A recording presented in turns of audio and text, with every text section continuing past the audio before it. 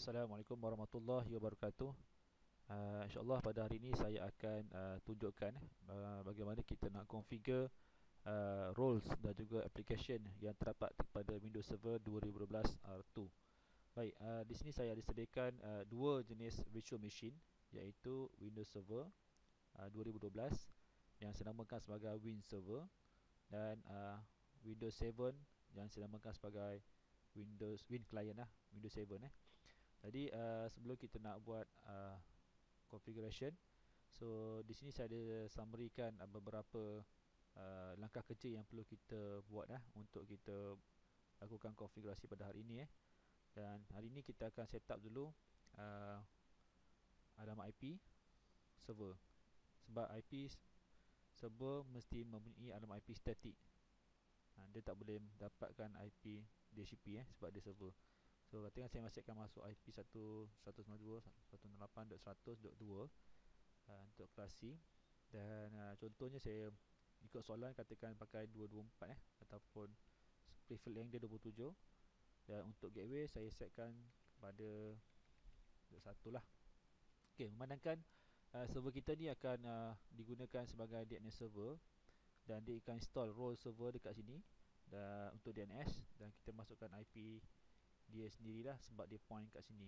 Jadi client pun akan point kat dia. Baik, dah siap IP, kita klik OK. OK, close. Ini adalah configuration IP lah.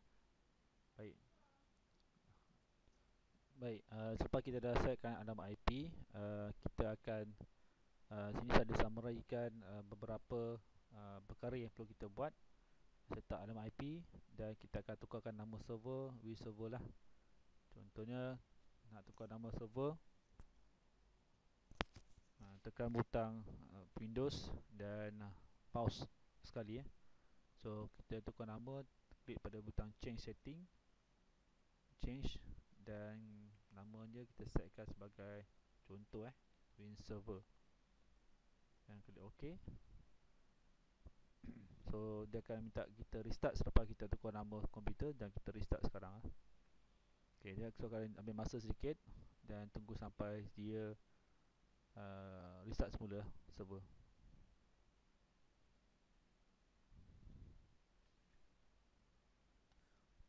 Baik, selepas restart, macam biasa kita akan login semula, masukkan password. Baik, untuk sekarang ni password yang saya setkan adalah password yang mempunyai complexity. Jadi untuk kita buangkan complexity itu, kita boleh ubah ataupun kita edit dekat group policy editor. Baik, untuk kita masuk kepada group policy editor, okey, nampak dia kata dia expire. So macam yang kita buat ialah kita pergi dekat butang start ni, kita klik butang run, dan kita type situ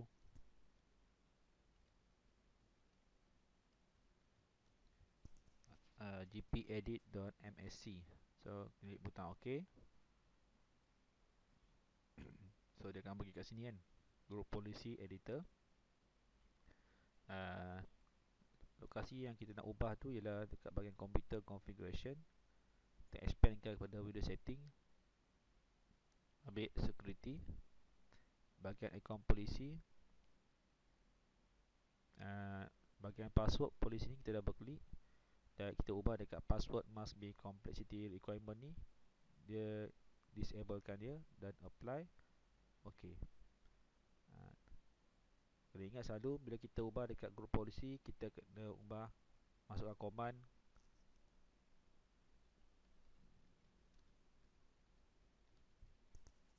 gpupdate/force. OK. So baru dia akan update kepada kita punya polisi.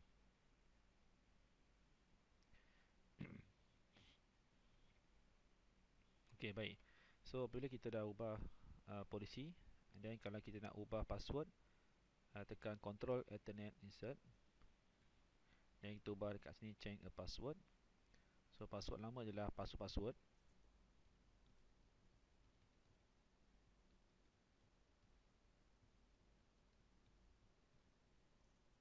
Manakala password baru ialah JTM 2015. Okay. So password kita dah di change kan dah. Baik, untuk mengelakkan daripada password kita akan sentiasa expired. So apa yang boleh kita buat ialah kita pergi dekat computer management dan pergi kat bahagian local user and computer groups, klik kat user. So administrator ni kita klik sebelah kanan, kita properties, dan kita pergi ke bahagian ni general ni, dan kita tick dekat password never expired. Tujuannya ialah kita nak elakkan daripada password administrator expired selepas 40 hari. Nah, okey. Baik. So selepas kita dah ubah kepada dah buat nama, kita kena settingkan network card server pada host only. Macam mana nak buat? Pergi kat Windows Server dan pergi kat bahagian setting, ataupun anda boleh buat dekat bahagian VM dan klik bahagian setting, sama juga. Okey, dan pastikan network host only, network adapter ni kita setkan kepada host only, bukan bridge, bukan NAT, dan set OK. Begitu juga dekat bahagian Windows client kita, iaitu Windows 7, ni Windows Server, ni Windows client, sama juga. Kita klik sebelah kanan, ambil setting, dan kita pergi ke bahagian network adapter. Pastikan kita setkan kepada host only, supaya server dan juga client kita boleh berhubung di dalam virtual machine. Okey, satu lagi, kena setkan dekat bahagian virtual network editor. Okey, dan klik bahagian host only ni. Okey, pastikan host only ni, kedua-dua host only ni kita mesti antikkan ataupun kotak ni kita kosongkan. Tujuannya ialah untuk mengelakkan daripada Windows 7 kita memperoleh alamat IP daripada VMware. Okey, kalau katakan dia dia tick sini, anda kena off kan, dan kita apply, dan kita OK. Baik. Itu saja. So kita dah edit dekat policy tadi, password, dan seterusnya kita akan install Active Directory.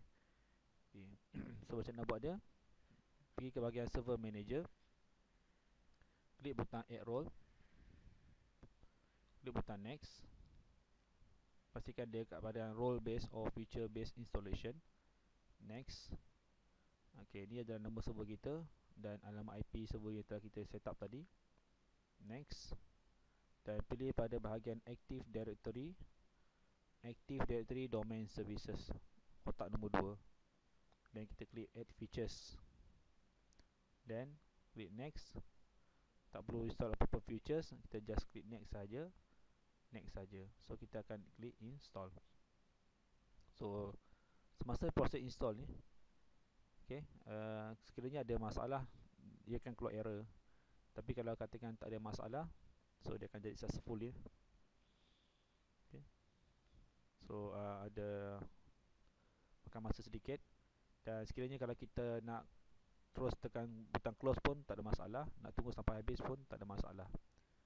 Kalau sekiranya saya off, saya tekan butang close, nanti kat server manager ni, dekat gambar bendera ni, dia akan keluar satu tanda seruan notification yang menunjukkan bahawasanya installation kita dah siap. Nampak? Tunggu dia akan habis. Ok, baik, selepas siap, nampak seperti saya kata tadi, dia dah keluar tanda seruan notification ni. Dan kalau anda lihat kat sini, dia akan tulis situ promote the server to domain controller. So tujuannya adalah untuk kita jadikan server kita ni sebagai domain controller lah. Ok, so kita klik kat sini. Berbeza dengan Windows Server 2008, di mana kita akan masukkan command DC promo kalau anda ingat. Tetapi untuk Windows Server 2012, dia dah disablekan command untuk DC promo. Just kita klik dekat sini tadi kita just klik dekat promote the server to domain controller. So after kita klik dekat sini promote the server, so dia akan keluar satu paparan seperti ini, dan kita pilih dekat add new forest untuk kita set up satu domain yang baru. Contohnya saya masukkan nama skills.com, dan klik butang next. So dia akan check, dia akan periksa sama ada script.com ni pernah digunakan oleh sesiapa. Kalau tak ada, dia akan proceed pada yang lain. So forest functional level dan domain functional level biarkan sebagai Windows Server 2012 R2. Dan kat sini minta password dia. Password ni kita masuk, contohnya soalan dia minta JTM 2015 contohlah, dan dollar sign. Okay, so sini JTM 2015 dollar sign. Okay, ini adalah password untuk install domain controller. Sekiranya kalau kita nak delete kita punya domain controller, so kita kena masukkan password yang telah kita masukkan tadi. So next. Okay, so just klik butang next saja.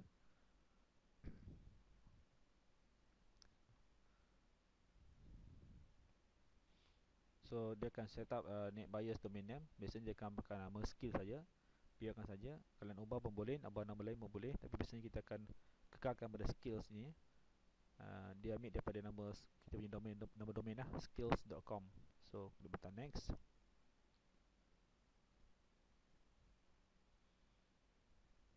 Okay, ini adalah location yang dia akan install DC Promo ni. So kita tak payah ubah apa-apa, just defaultkan saja. Klik butang next. Okay, sekiranya okay, ini adalah dia punya review dia, apa yang dia akan buat selepas ni. Dan klik butang next. So dia akan check dia punya dependency prerequisite. Kalau sekiranya ada beberapa maklumat yang tidak kita buat, so dia akan minta kita buat dulu sebelum kita boleh proceed ke install. So kalau dia kata sini tanda right, all prerequisites check pass successfully, so kita boleh teruskan kepada install. Sekiranya ada error, so kita kena set up dulu, kena kita ubah dulu configuration yang asal supaya dia boleh pass lah. So klik butang install. Baik, ni punya installation ada makan masa sedikit. So lepas kita install, dia akan restart, automatic restart lah kita punya server ni. Baik, dah siap install, dia akan minta kita to sign out untuk kita restart. So biarkan saja, dia akan restart kita punya server dan tunggu sehingga dia restart semula lah. Okay, so sampai sini kita akan login semula sebagai administrator. Okay, nampak selepas kita install ni, nama dia dah bertukar kepada domain skills/administrator. Okay, so pastikan kita login sebagai administrator untuk memudahkan kita untuk buat configuration selepas ni lah. Terutama sekali ni kita install role dekat server. So masukkan password dia tadi, dia dah ubah pada JTM 2015. Okay, enter.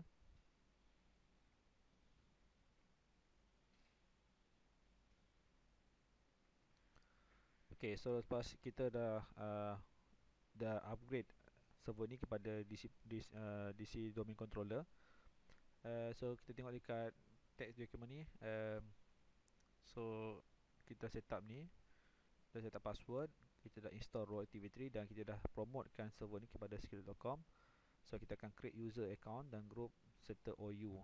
Okay, so macam nak buat dia. Okay, so after kita dah configure DC Promo, so kalau kita klik kat butang tools ni dekat server manager, dia dah boleh klik dekat active directory users and computer. Dekat sini untuk kita create user dan juga group pada server. So dia akan keluar satu pop-up tertingkap active directory users and computers. So kalau kita klik dekat skills ni, okay, ni adalah default ataupun telah sedia ada. So kita tak nak kacau dekat sini, kita akan buat satu lagi OU. Okay, new organization unit. Dan contohnya kita buat nama folder skills lah. Contoh skills. Nak klik boleh, tak nak klik boleh. Tujuan ni kalau kita klik supaya dia nak elakkan daripada kita terdelete folder skills ni. So detik je lah, klik OK. So kita sekarang berada dekat OU skills ni. Dan kat sini kita akan ubah, kita akan tambah user dan juga group dalam OU yang telah kita buat tadi, skills. Macam mana nak buat? Contohnya saya nak buat 4 jenis group. Contohnya saya masukkan terminal users, mail users, workers dan juga manager. So macam mana nak buat group? Okey, sama ada kita klik sebelah kanan di lokasi ruang yang kosong ni, kita ambil new dan kita pergi dekat group, ataupun anda boleh terus pergi klik kat bahagian atas ni, ada gambar muka dua orang ni, create a new group. Okey, contohnya kita ni tak group scope dengan group type tak payah ubah apa-apa, biarkan pada global dan juga security. Dan contoh saya nak masuk nama manager, katakan manager. Okey, so saya buat lagi, katakan saya buat sini workers.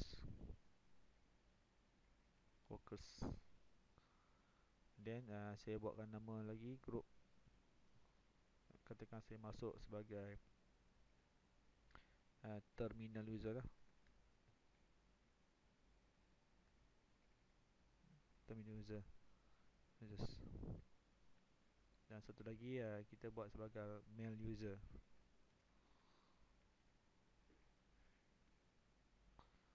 Okay, so kita dah createkan group dan kita akan namakan, buat satu user. Okay, kat sini saya akan buat satu user. Okay, kat sini. Okay, nama dia katakan saya nama sebagai terminal user.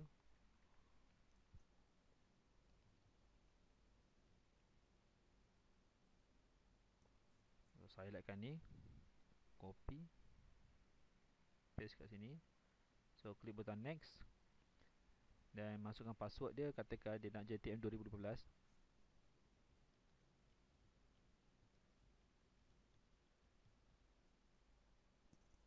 Okey, yang ini kita, kalau anda tick sini, di mana bila kita restart ataupun klien ni dia login kali pertama, dia masukkan password terminal user 01, dia akan server akan minta dia akan ubah password.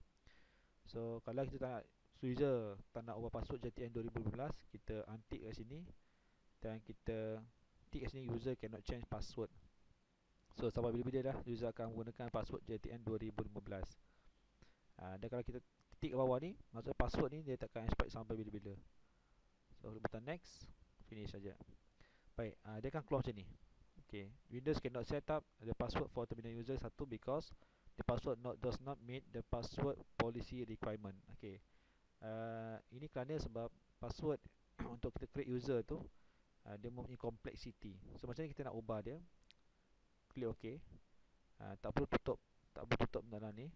Okay, apa yang perlu anda buat ialah pergi ke bahagian server manager, and then pergi ke bahagian tools, and then pergi ke bahagian group policy management, dan expandkan forestskill.com ni, kemudian expandkan domains, dan expandkan lagi skills ni .com. Okay, bahagian default domain policy ni, default domain policy, klik sebelah kanan, pergi dekat edit.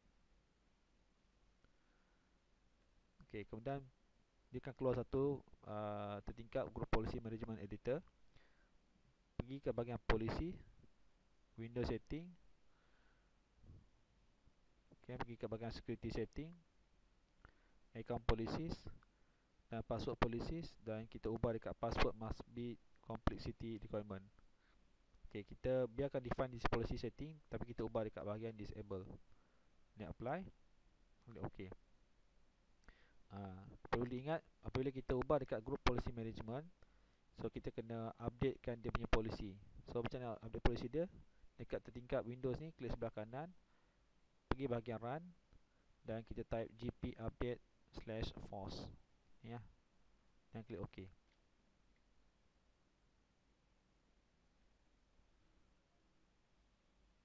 Okay, so dia akan computer policy update has been complete successful.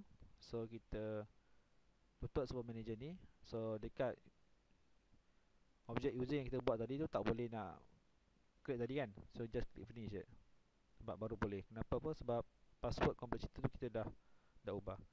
Okay, jadi anda boleh buat sebagai 5 user 1, terminal user 1, dan sampai main user 1 sampai 5. So ada 5 user lah. Macam mana nak buat dia? Anda klik kat sini, klik sebelah kanan, copy saja, dan kita pastekan tadi kita ni, ubah kepada terminal user 02. Sini pun kita pastekan saja. Okey. So butang next. Ini dah ubah sama. So kita pergi dekat password sini, kita tukar JTN 2015.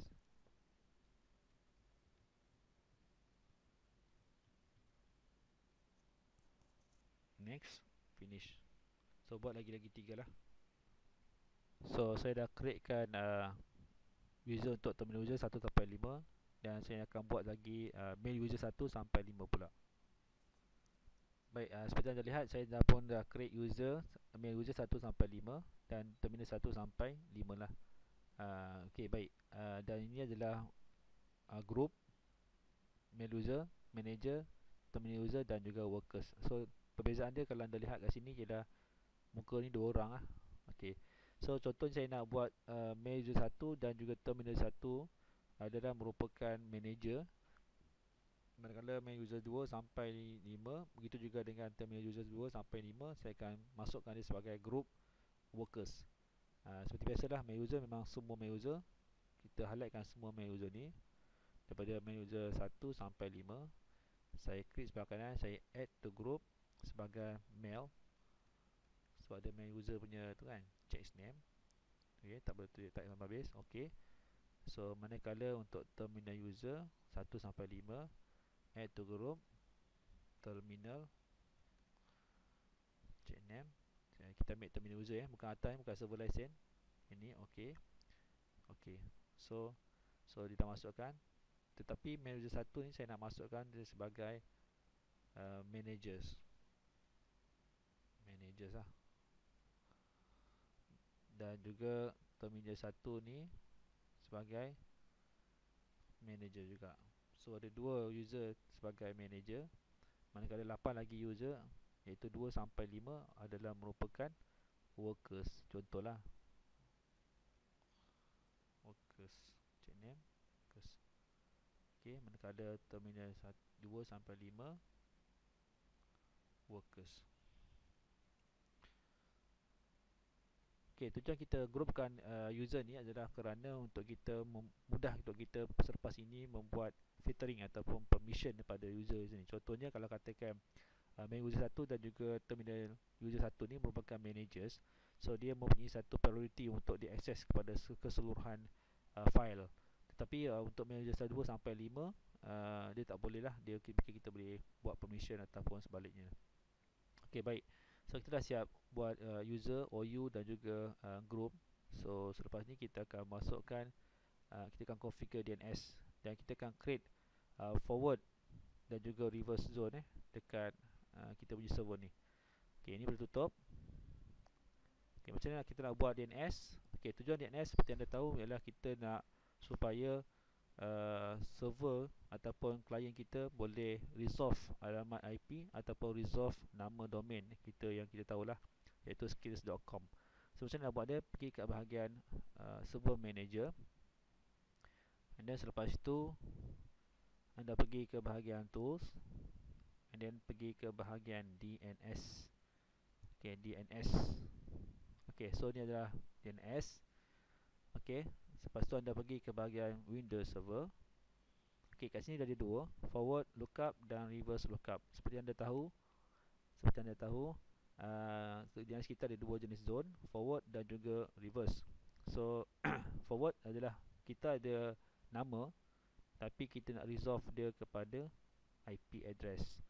Manakala reverse pula, kita ada alamat IP, tapi kita tak tahu nama. So IP resolve kepada nama. Ulang balik semula, forward nama kepada IP, reverse IP kepada nama. Okey. So cara nak buat dia ialah kita akan pergi kat reverse dulu, reverse lookup zone. Yang kita klik sebelah kanan, kita ambil create new zone. Dan kita klik butang next. Okey, kita ambil primary sebab dia skills.com ni adalah primary zone. So klik butang next. So biasa saya akan ambil nombor 2 lah, sebab dia kita running pada domain controller ni. Tapi kalau kata dia ada domain yang lain, kita boleh klik atas lah. Okay, klik next. So kita klik kat IP version 4 sebab kita resolve untuk IP version 4. Next. Okay, yang ni bahagian ni kita masukkan alamat IP server kita, 192.168.100. Network ID sahaja. network ID saja. Okey, so klik butang next. So kita ambil nombor 2, allow both non-secure and secure dynamic updates, supaya lagi bagus lah. Ambil atas pun boleh, bawah dulu pun boleh, tak masalah. So next, finish. Okey lah. So bila kita dah buat, kalau anda lihat kat sini, dapat dia ada reverse lookup yang dia dah buat. So iaitu kalau kita ada IP, dia akan resolve winserverskill.com. So kita pergi kat forward pula. Forward sebenarnya dia dah buat kat bahagian skills.com ni.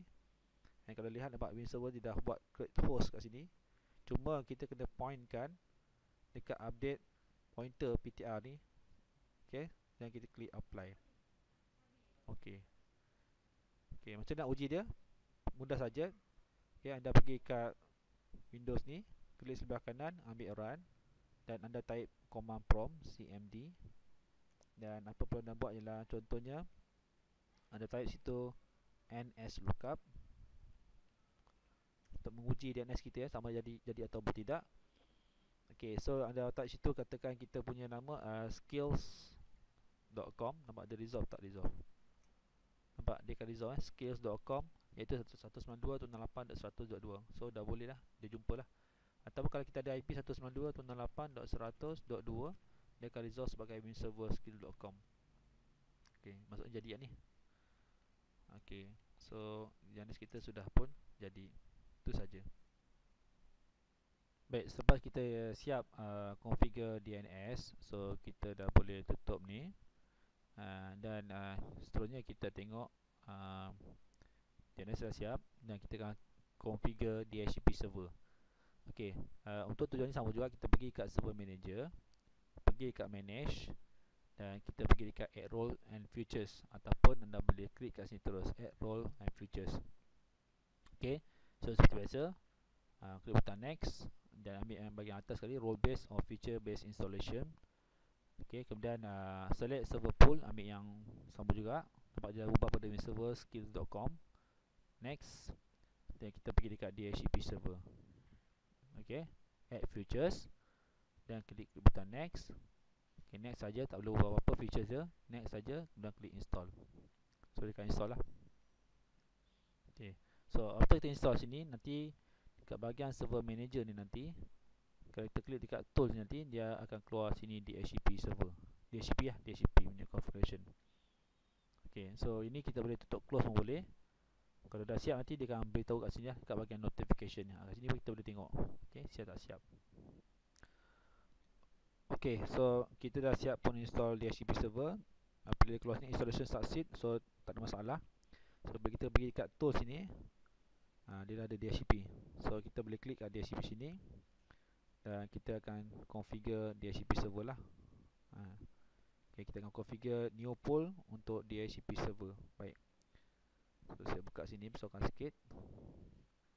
Okay, so kita expandkan dia. Nampak dia merah. Kenapa merah? Sebab kita belum buat apa-apa lagi configure DHCP server kat sini. So macam ni kita nak configure dia. Kat bahagian API version 4 ni, kita klik sebelah kanan, kita ambil pilih new scope. Okay, kita klik butang next. Okay, kita boleh tulis sini nama apa-apa. Katakan saya buat DHCP server.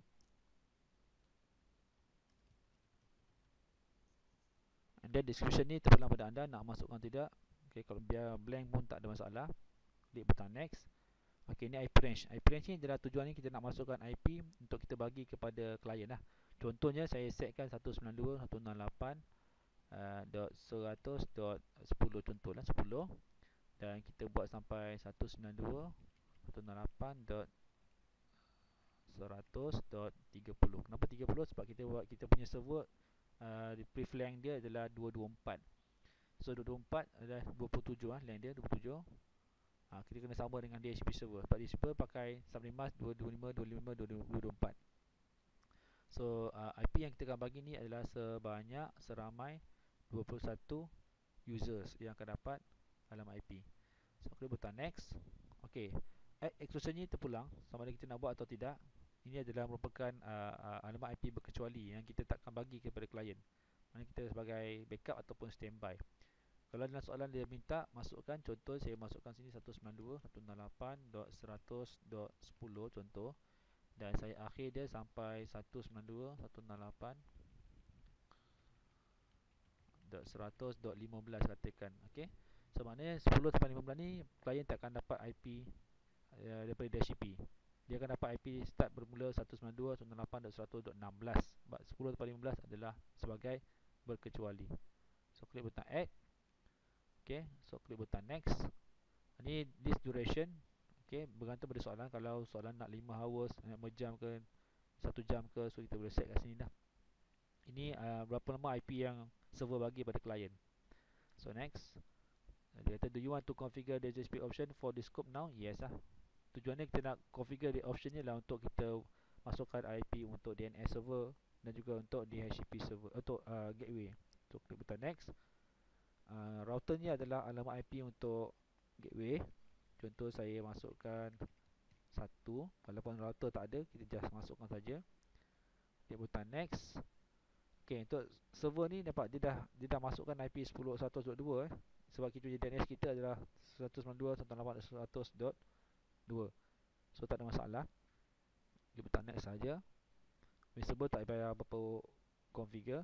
Next. Do you want to activate this scope now? Yes. Finish.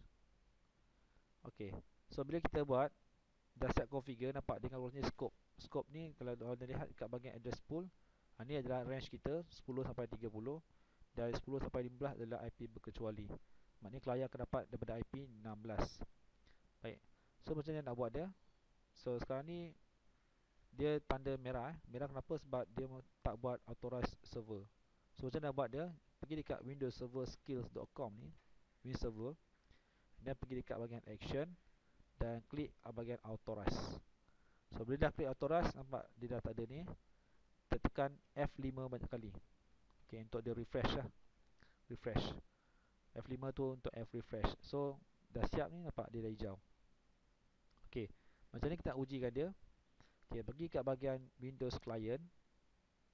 Okay, Windows Client ni, apa yang perlu anda buat ialah anda pergi dekat bahagian network, open network and shadow center dekat Windows 7. Dan pergi kat bahagian local area connection ni. Okay, pergi bahagian details. Nampak dia dapat IP 192.168.10.5 kan. Ni bukan IP yang dia bagi. So kita close. Paling mudah anda pergi kat bahagian change adapter setting.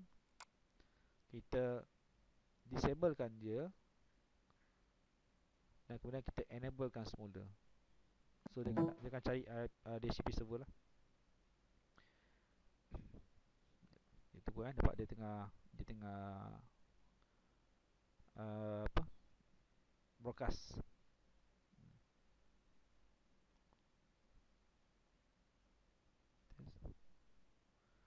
Ini tak dapat kenapa sebab ini saya dah configure IP static. So buang dulu IP static dulu. Sebab dia mesti dapat IP secara automatic. Dia sekejap je patutnya. Nampak terus masuk. Sekejap je. Magic tak? Magic. Close. Nampak? So nampak, kita klik sini, details, nampak dia dah bagi IP 16. Nampak? Kenapa kita dapat 16? Sebab kita dah buat IP berkecuali tadi, 16. Baik, sekiranya kalau katakan saya nak setkan Windows client saya ni untuk dapat IP static, maksudnya bila dia restart ke, dia shutdown ke, besoknya dia akan dapat IP yang sama juga. Contoh saya nak setkan sebagai 192.168.100.13 lah, katakan 13 ataupun .20. Okey, macam mana saya nak buat? Pergi kat bahagian Windows Server ni. Okey. Dia dipanggil IP reservation So you pergi kat bahagian server option. Minta maaf, pergi kat scope ni, scope. Scope, pergi kat reservation ni. Okey, kita klik sebelah kanan, kita ambil new reservation. So new reservation ni adalah kita nak bagi IP secara DHCP juga secara auto, tetapi klien kita akan dapat IP tu sampai bila-bila. Okey, katakan kita buat sini, kita namakan sebagai wing client lah, berpandukan kepada nama PC user lah, ini client macam ni, Windows client. Okey, so IP nak bagi IP apa? Iaitu daripada 10 sampai 30. Katakan saya bagi, katakan 20 lah, IP 20. So MAC address ni adalah MAC address bagi Windows client. Okey, so masukkan physical MAC dekat Windows client ni 0000C. Okey, 000C. Huruf besar kecil tak ada masalah Kemudian 29FB. 29 FB. Kemudian kita pergi dekat Windows Client ni 3D37. okey, 3D37, 3D37. okey, so nak buat description boleh, tak nak buat description pun tak apa. So kita klik add saja, sekali saja, dah close, sekali saja kita close. So kalau anda lihat ini dia buat lah IP20 untuk Windows Client. So macam ni kita nak dapatkan Windows IP20 ni. Anda pergi kat Windows Client sekali lagi, paling mudah. okey, paling mudah. okey, anda pergi dekat local area connection ni, klik sebelah kanan disable, dan kita enablekan semula. okey, so kalau anda lihat kat sini dia dapat IP iaitu 20, nampak? So bila video client kita shutdown ke atau kita on sebelum, besok pun dia akan dapat IP 20 sampai bila-bila, sebab kita dah buat sini IP reservation. okey, itu saja configuration kita setakat ini. okey, akhir sekali kita akan setkan Windows 7 ini sebagai join domain. Tapi sebelum kita nak join domain kita punya Windows client ni, pastikan anda dah dapat IP address secara auto daripada server. So macam ni nak setkan domain dekat Windows client kita ni. okey, pergi kat bahagian sistem, and then nampak tak komputer name ni VCS client, saya tak tukar lagi. Anda pergi kat change setting, change, kalau nak tukar nama kita boleh tukar nama sini sebagai Win client.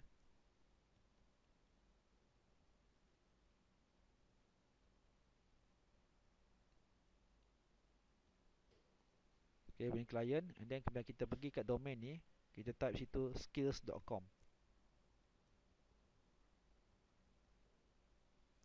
dan kita klik OK. okey, so ini aja dia minta password, kita masukkan password untuk administrator.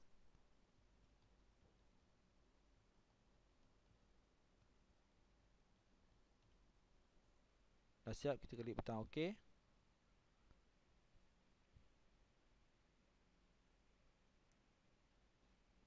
okey, kalau dia keluar welcome to skill.com domain, maksud dia kita dah join domain lah dekat Windows 7 kita. okey,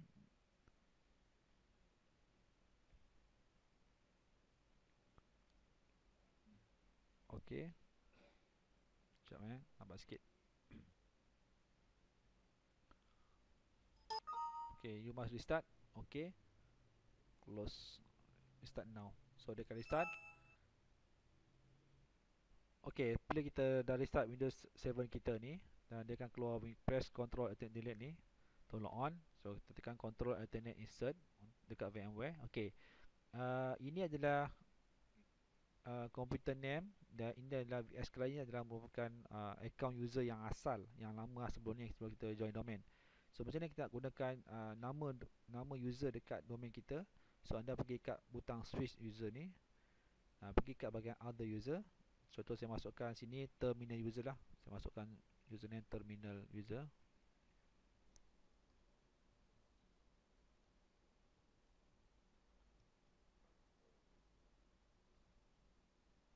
Dan saya klik butang OK, nampak dia akan masuk lah. okey, dia akan buat roaming, dia akan buat profile sendiri untuk terminal user 1.